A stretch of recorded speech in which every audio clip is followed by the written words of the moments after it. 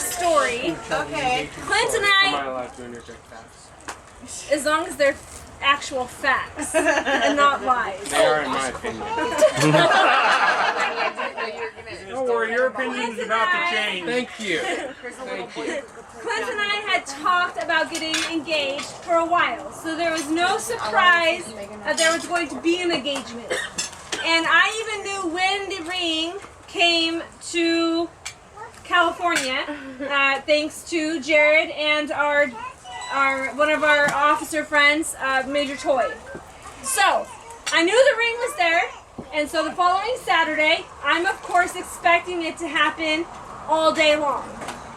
So I get up and put on my cutest outfit, do my hair the cutest way I can, and we go out to breakfast, which is kind of our date night, is Saturday morning breakfast. Sounds like a good date night. It's not really morning either. Well, it depends on when I get out of bed.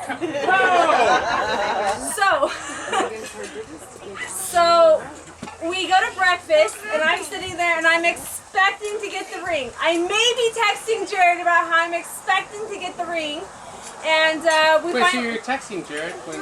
Yes.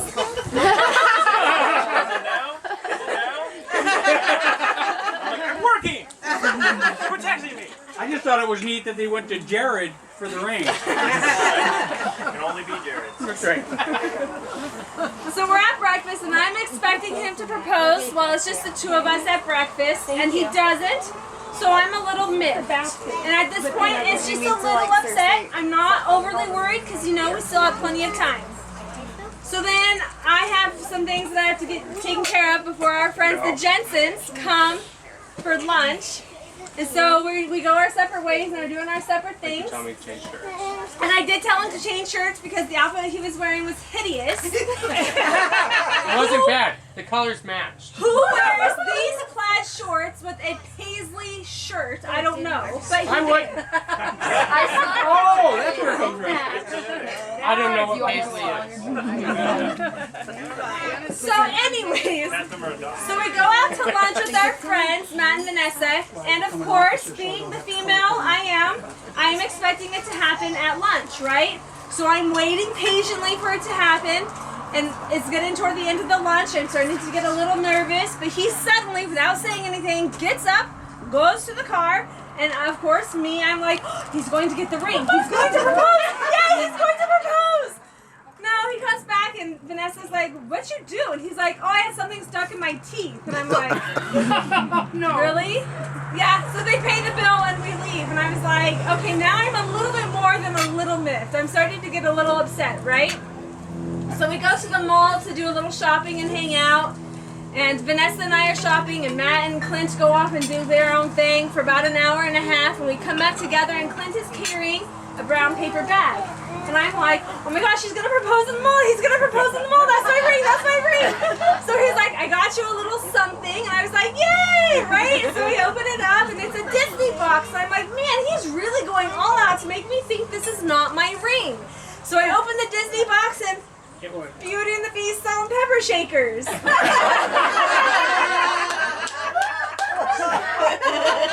thought she'd like them. And I do. Because that's, if you guys don't know, Beauty and the Beast was the first movie that Clint and I went to go see when we started dating. It was in theaters in 3D, so that was our first date. So it's kind of become our movie, which is why our wedding theme is based around Beauty and the Beast, not Salvation Army colors, Stephanie Rodriguez. I'm just saying. They just happen to be the same.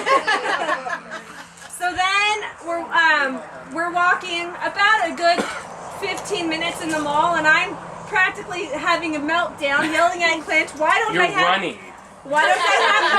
I just want my ring. Why are you torturing me? I know you have it. Just give it to me. And I finally calm down, and we get into the car, and Clint spontaneously is like, hey, have you guys ever been to the park at the end of the road? And we're all like, no. And of course, what do I think? The park! What's going to happen? So I get all excited, right? So we get out of the car, and I take it off my sweatshirt because it's not cute, right? And I'm making sure my hair is all nice, and so we get over there, and we can see the ocean from it. And it's very beautiful. The sun's not quite setting, but it's still gorgeous, right? And I'm thinking this is where it's going to happen, right? And then we get back in the car, and I'm like, you're kidding, Right? Oh my gosh. So at this point, I'm about an 8 out of 10 on the angry scale, right? But I'm controlling myself fairly well, I think. Pretty well. I could tell that I was living on borrowed time. But you had a ring up your There was a sleeve. plan. The plan had to be followed. So we get back to Crestmont, and I'm thinking, okay, this is nice. Before our friends have to leave, he's going to propose at Crestmont, you know, where we fell in love, yada yada. Okay, this is nice, right?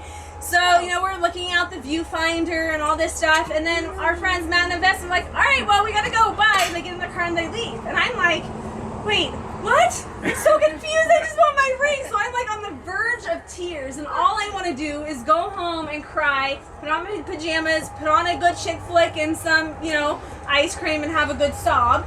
And Clint, being the, you know, guy that he is like, hey, let's go for a drive. I'm just like, I don't want to go for a drive. I want to go home. Well, just come on a drive with me. And I was like, fine. And so I get into the car, not too politely, not like a lady would. Not dramatically either. Maybe a little dramatically. And so I'm trying to make some small talk because, you know, all I want to do is go home and cry, and he wants to go do this drive or whatever. So then we get about 5 minutes, and he pulls into the lighthouse. And I look at him and I was like, I thought we were going on a drive. He goes, well, I thought we watched the sunset. I thought you wanted to go on a drive. This is not going on a drive. He's like, well, let's watch the sunset. And I was like, fine. And so I get all nice and comfortable, like sitting in my seat, right? Like I'm going to stay in my seat. And he opens the door and I'm like, what are you doing? He goes, well, I thought we would go watch the sunset. I was like, can we watch it from inside the car? Megan, just come watch the sunset with me. Fine. So I grab my sweatshirt, I put it on, I slam the door, I walk to the front of the car, and I turn around, and he's sitting there on his phone. And I am like, what are you doing? Like so frustrated, right? So finally he's like, looks up and puts his phone away, and he gets out, and he's like, I don't know what to do. You're kind of freaking out here. So we go and we stand, and he's like counting posts, right? And I don't understand why. Like, it doesn't matter where, right? There's not a better place to stand to watch the sunset. There is. Well, You figured it out. when you're taking pictures, there is. So I'm standing there and kind of leaning up against him, and he's behind me, right? And so I'm trying to enjoy it, calming down, but I could feel him going like this behind me. And I'm like, he wants to be romantic and watch the sunset. What is he doing watching everybody else? I'm like yelling at him in my head, like, what are you doing? I'm so frustrated with you. So finally, he kind of steps to the side of me and he's like, so do you know why I brought you here? And I'm like, no. He goes, you know, I love you. I was like, yes. And he goes, and you know the best thing that has ever happened to me? And I'm like, no, I'm not. And he's like, what? And I was like, Christ is. And he's like, oh. So then he's like, It was rough. It was real rough. Hung in there. persistent. So then he's like, so do you know why I brought you here? And like any good Bible student I know, when something is repeated, there's significance to it, right? So I kind of stop and I think about kind of what he said, and I look at him, and in my most sarcastic kind of, I'm really frustrated, I'm going to punch you in the face kind of voice, I'm like, what? Are you proposing?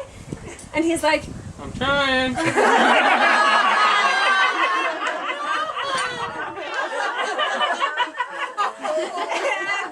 was like, really? Yeah? Oh. Kind of like, everything changed at that moment. And so then he's trying to move me just a couple feet to the left. Staging. Staging. Half a step. I need you to take half a step. And I was like, what are you doing? And he's like, can you stand over here? And I was like, why? He goes, I just need you to stand over here. Why? Megan, can you please just stand over here? I don't want to. Megan. I was like, well, I'm really nervous now that it's happening. Can't you just give me the ring? I'm nervous too. Can you please stand over here? I'm like, well, if you're nervous, you're not singing. Oh, boundless salvation. So he I actually... use hymns to build up my courage. So I start laughing so hard that I forget that I'm supposed to be, you know, holding my spot, and he gets me to move into position, and he gets down on one knee, and he asks me to marry him, and I of course said yes. And it turned out that the reason he wanted me to stand in the specific spot was because our friend Billy was there taking pictures and video of the entire thing.